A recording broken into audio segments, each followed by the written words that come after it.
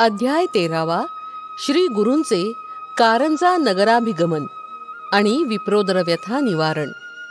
ओम श्री गणेशाय नमः. श्री सरस्वत्यै नमः. श्री गुरुभ्यो नमः. श्री कुलदेवतायै नमः. नामधारक सिद्धांच्या चरणांना वंदन करून म्हणाला, गुरुदेव, तुम्ही तर माझ्यासाठी संसार सागर तारक आहात. तुम्ही दाखवलेल्या ज्ञानप्रकाशानं प्रेमानं माझं मन शांत स्थिर झालं आहे. तुम्ही आत्तापर्यंत सांगितलेलं श्री गुरुचरित्रामृत सेवन करूनही माझी श्रवणतृष्णा अधिकच वाढली आहे. ती शमवण्यासाठी तुम्हीच समर्थ आहात. ज्यानं कधी स्वप्नातही ताक सुद्धा पाहिलं नाही, त्याला जर दुधानं भरलेलं भांड मिळालं तर त्याची जशी अवस्था होईल तशी माझी अवस्था झाली आहे. महाराज, आपले माझ्यावर अनंत उपकार आहेत. त्याची परतफेड मी जन्मोजन्मी करू शकणार नाही. पण मला आणखीन ऐकण्याची इच्छा आहे. श्री नृसिंह सरस्वतींविषयी मला आणखीन विस्तारानं सांगाल का? गुरुदेव श्री नृसिंह सरस्वती प्रयाग क्षेत्री असताना त्यांनी माधव सरस्वतीस दीक्षा दिली असं आपण सांगितलं, पण पुढे ते सांगण्याची कृपा कराल? नामधारकाची ही जिज्ञासा पाहून सिद्धांना अतिशय आनंद झाला. त्यांनी नृसिंह सरस्वतींविषयी पुढे सांगण्यास सुरुवात केली. ते म्हणाले, श्री नृसिंह सरस्वतींनी प्रयाग क्षेत्री माधव सरस्वतीस दीक्षा दिली. त्यानंतर ते काही काळ तिथेच राहिले. त्यांची ख्याती सगळीकडे पसरली. अनेक जण त्यांचे शिष्य झाले. त्यांनी माधव सरस्वतींसह 7 जणांना संन्यास दीक्षा देऊन त्यांच्यावर अनुग्रह केला. हे सर्व शिष्य मोठे प्रज्ञावान आणि स्वामीनिष्ठ होते. बाळ सरस्वती, कृष्ण सरस्वती, उपेंद्र सरस्वती, सदानंद सरस्वती, ज्ञानज्योती सरस्वती आणि सिद्ध असे 7 शिष्य होते. त्या शिष्यांना बरोबर घेऊन श्री नृसिंह सरस्वती दक्षिण यात्रेला निघाले. अनेक तीर्थक्षेत्रांचं दर्शन घेत घेत ते आपल्या जन्मगावी म्हणजे कारंजा क्षेत्रास आले. ते आपल्या आईवडिलांना आणि भावंडांना भेटले. त्यांच्या आगमनानं सगळ्या गावाला अतिशय आनंद झाला. श्री नृसिंह सरस्वती म्हणजे साक्षात श्री दत्तात्रेयच, अशीच सर्वांची दृढ श्रद्धा होती. लोकांनी आपापल्या घरी त्यांची मोठ्या भक्तिभावानं पूजा केली. त्यांच्या आईवडिलांनीही मोठ्या भक्तिभावानं त्यांची पूजा केली. आईला गतजन्माची आठवण झाली. आपण केलेली प्रदोष पूजा फळास आली असं तिला वाटलं. ती आपल्या पतीला म्हणाली, मी गतजन्मी परमज्ञानी आणि विश्ववंद्य असा पुत्र मला व्हावा अशी श्री श्रीपाद वल्लभांना प्रार्थना केली होती. त्यांनी मला भगवान शंकराची आराधना आणि प्रदोष व्रत करण्यास सांगितलं आणि तुझी इच्छा पूर्ण होईल असा आशीर्वादही दिला होता. तो त्यांचा आशीर्वाद या जन्मी सफल ठरला. श्री श्रीपाद श्री वल्लभांचाच माझ्या पोटी अवतार झाला आहे. माधव आणि अंबा यांनी श्री नृसिंह सरस्वतींच्या चरणी मस्तक घेऊन प्रार्थना केली, तू आमचा उद्धार कर. अशी त्यांनी प्रार्थना केली असता श्री नृसिंह सरस्वती म्हणाले, पुत्रानं संन्यास घेतला की त्याच्या 42 कुळांचा उद्धार होतो. त्यांना शाश्वत अशा ब्रह्मलोकाची प्राप्ती होते. त्यांच्या कुळात आणखी जे जन्म घेतात त्यांनाही ब्रह्मलोकाची प्राप्ती होते. पूर्वी कोणी नरकात गेले असतील त्यांनाही ब्रह्मलोकाची प्राप्ती होते. म्हणूनच मी संन्यास घेतला. तुम्हाला सुद्धा ब्रह्मपदाची प्राप्ती होईल. तुमचे पुत्र शतायुषी होतील. तुम्हाला पुत्र पौत्र पाहावयास मिळतील. शेवटी तुम्ही काशी क्षेत्री देह ठेवाल. काशी क्षेत्र मुक्तिस्थान आहे. तुम्ही कसलीही चिंता करू नका. माधव आणि अंबा यांना रत्नाई नावाची कन्या होती. ती श्री स्वामी नृसिंह सरस्वतींच्या पाया पडून म्हणाली, स्वामी, माझा उद्धार करा. मी या संसार सागरात बुडाले आहे. संसारातील त्रिविध तापांची मला भीती वाटते. संन्यास घेऊन तपश्चर्या करावी असं मला वाटू लागलंय. तिनं अशी विनंती केली असता श्री गुरु नृसिंह सरस्वती म्हणाले, स्त्रियांनी आपल्या पतीला शिवस्वरूप मानून त्याची सेवा करावी. त्यासाठी संसार त्याग करून संन्यास घेण्याची काही गरज नाही. वेदशास्त्र पुराणांनी हेच सांगितलंय. म्हणूनच तू संसारच कर. श्री गुरूंनी असं सांगितलं असता रत्नाई म्हणाली, गुरुदेव, आपण त्रिकाल ज्ञानी आहात. भविष्य भूत सर्व काही जाणता.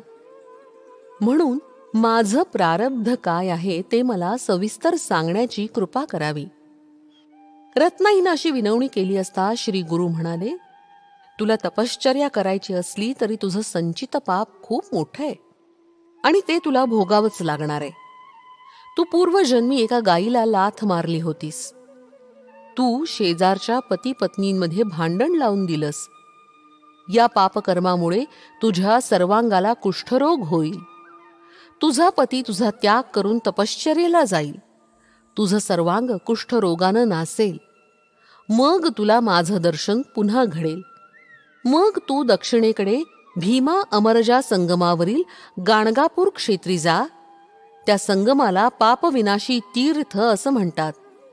त्या तीर्थात स्नान केलंस की तुझी सर्व पाप नष्ट होतील. तू पापमुक्त होशील.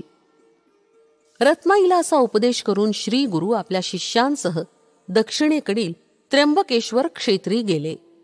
तिथंच गोदावरी नदीचा उगम आहे. त्या तीर्थक्षेत्राचं महात्म्य फार मोठं आहे. पुराणात ते विस्तारानं सांगितलंय. ते मी तुला थोडक्यात सांगतो. ते लक्षपूर्वक ऐक. असं सांगून सिद्धयोगी नामधारकाला गोदा महात्म्य सांगू लागले. भगवान शंकरांनी गंगेला आपल्या जटामुकुटात धारण केली होती. त्या काळी गौतम ऋषींसह अनेक ऋषीमुनी तपस्वी त्र्यंबकेश्वर क्षेत्रात तपश्चर्या करत होते. ते सर्वजण उदरनिर्वाहासाठी भात शेती करत असत. एकदा त्या सर्वांनी विचार केला, भगवान शंकराच्या मस्तकावरील गंगा जर क्षेत्री आणली तर शेतीला भरपूर पाणी मिळेल. त्यामुळे सर्व लोकांचं कल्याण होईल. पण ती गंगा कोण आणू शकेल? हे कार्य सगळ्यात कठीण आहे. गौतम ऋषी भगवान शंकराचे परमभक्त आहेत, महातपस्वी आहेत. त्यांनाच हे कार्य करणं शक्य आहे. पण त्यांच्यावर काही संकट आल्याशिवाय ते हे काम करणार नाहीत. असा विचार करून त्या ऋषींनी आपल्या योगबळानं दुर्वेपासून एक मायावी सवत्स गाय निर्माण केली आणि ती गौतम ऋषींच्या भात शेतीत सोडली. तिला घालवून देण्यासाठी गौतमानी दर्भाची एक काडी तिच्या दिशेनं फेकली. अन्य ऋषींच्या योगबलानं त्या काडीचं शस्त्र झालं. त्या शस्त्राच्या आघातानं ती गाय तडफडून मेली. गोहत्या म्हणजे महापाप. ते गौतमांच्या हातून घडलं. त्यांनी अन्य ऋषींना त्याविषयी विचारलं असता ते म्हणाले, तुम्ही गंगा नदीला पृथ्वीवर आणा. तिच्या पाण्यात स्नान केल्याशिवाय तुम्ही पापमुक्त होणार नाही. गौतम ऋषींनी ते मान्य केलं. मग त्यांनी कठोर तपश्चर्या करून शंकरांना प्रसन्न केलं. प्रसन्न झालेले शंकर, हवा असेल तो वर माग, असं म्हणाले. तेव्हा गौतम ऋषी म्हणाले, भगवंता, तुझ्या मस्तकावरील गंगा मनुष्याच्या पापक्षालनासाठी या त्र्यंबक क्षेत्री प्रकट कर. शंकरांनी तथास्तु असं म्हणून आपल्या मस्तकावरील गंगा अंशरूपानं त्र्यंबक क्षेत्री अवतीर्ण केली. गौतमांच्या तपश्चर्येनं ती अवतीर्ण झाली म्हणून तिला गौतमी असं म्हणतात. गौतमी म्हणजेच गोदा. तिला दक्षिण गंगा असंही म्हणतात. या नदीत स्नान केलं असता मनुष्य पापमुक्त होतो, असं या नदीचं थोर महात्म्य आहे. माधवारण्य स्तवन करीत म्हणाले, अहो जगद्गुरु, आपण साक्षात त्रैमूर्तींचा अवतार आहात. आपण लोकांना सामान्य मनुष्य वाटता, पण आपण खरोखर परमपुरुष जगज्योती आहात. आपण लोकोद्धारासाठी या भूमीवर अवतरला आहात. आज मला आपले चरण दर्शन झाले. मी खरोखरच कृतार्थ धन्य झालो. माधवारण्यांनी केलेल्या स्तवनानं श्री गुरु प्रसन्न झाले आहेत. ते म्हणाले, तुझी तपश्चर्या सफल झाली आहे. तुला ब्रह्मलोकाची प्राप्ती होईल. तू जी मानसपूजा सेवा करत आहेस तशीच करत राहा. तुला प्रत्यक्ष श्री दत्तात्रेयांचं दर्शन घडेल याबद्दल जराही शंका धरू नकोस. माधवारण्याना असं आश्वासन देऊन श्री गुरु गंगा तीरावरील वासर ब्रह्मेश्वर क्षेत्री आले. त्यांनी सर्व शिष्यांसह गंगा स्नान केलं. त्यावेळी पोट दुखीनं अगदी त्रस्त झालेला एक ब्राह्मण नदीवर येऊन गडबडा लोळू लागला. पोटदुखीनं तो अगदी कासावीस झाला होता. त्याला अन्न पचत नव्हतं. अन्न त्याचा शत्रू झाला होता. त्यामुळे तो नेहमीच उपाशी असे. भोजन केलं रे केलं की त्याच्या पोटात प्राणांतिक वेदना होत असत. आत्महत्या करावी असं त्याला वाटत असे. तो कधीतरी 15 दिवसांनी भोजन करत असे.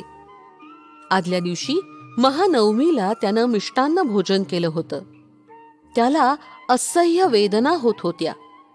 त्यावेळी तो स्वतःशीच म्हणाला, आता या जगण्यात काही अर्थ नाही.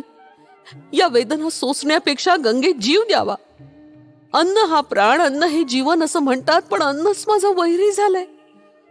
आता जगणं नकोच, आता मेलेलं बरं. असा विचार करून त्यानं पोटाशी दगड बांधून जीव देण्यासाठी गंगेत प्रवेश केला. भगवान शंकराचं स्मरण करून तो म्हणाला, मी भूमीला भार झालो. मी आयुष्यात कसलाही परोपकार केला नाही, कुणालाही अन्नदान केलं नाही. या पूर्वींच्या जन्मात मी जे कर्म केलंय त्याचंच हे मी फळ भोगतोय. मी ब्राह्मणांच्या तोंडचा घास हिरावून घेतला, गोहत्या केली, कुणाचा तरी विश्वासघात केला, मुंज अर्धवट केली, गुरूंची निंदा केली, आई वडिलांची अवज्ञा केली. म्हणून मला हे दुःख भोगावं लागतंय. किंवा मी ब्राह्मणांचा अपमान केला असेल, दारी आलेल्या अतिथीला अन्न दिलं नसेल, कुणाच्या तरी शेताला आग लावली असेल, आई वडिलांचा त्याग केला असेल. या पापांमुळेच मला या जन्मी हे दुःख भोगावं लागतंय. अशी त्यानं खूप आत्मनिंदा केली. आता आत्महत्येशिवाय तरणोपाय नाही असा विचार करून तो नदीच्या पाण्यात शिरला. श्री गुरूंनी त्या ब्राह्मणाला पाहिलं. त्यांनी आपल्या शिष्यांना पाठवून त्या ब्राह्मणाला बोलावून घेतलं. मग श्री गुरु त्याला म्हणाले, अरे, आत्महत्या हे महापाप आहे. तू कशासाठी आत्महत्या करत आहेस? मला सगळं काही सांग. त्या ब्राह्मणानं आपल्या पोटदुखीबद्दल सर्व काही सांगितलं. ते ऐकताच श्री गुरु म्हणाले, तू कसलीही चिंता करू नकोस. तुझं दुखणं गेलंच समज. माझ्याजवळ त्यावर औषध आहे. आता तू पोटभर जेवू शकशील. तुझं पोट दुखणार नाही. कसलीही शंका धरू नकोस, घाबरू नकोस. हे ऐकताच त्या ब्राह्मणाला अगदी हायसं वाटलं. याच वेळी तिथे एक ब्राह्मण आला. तो ग्रामाधिकारी होता. तो श्री गुरूंना वंदन करून म्हणाला, आज आपलं दर्शन झाल्यानं मी पावन झालोय. श्री गुरूंनी त्याची विचारपूस केली. तेव्हा तो म्हणाला, मी कौंडिण्य गोत्री आपस्तंभ शाखेचा ब्राह्मण असून माझं नाव सायनदेव आहे. मी कडगंची गावाचा रहिवासी असून पोटासाठी सेवा चाकरी करतो. मी एका यवनाकडे चाकरी करत असून 1 वर्षापासून गावचा अधिकारी म्हणून काम करतोय.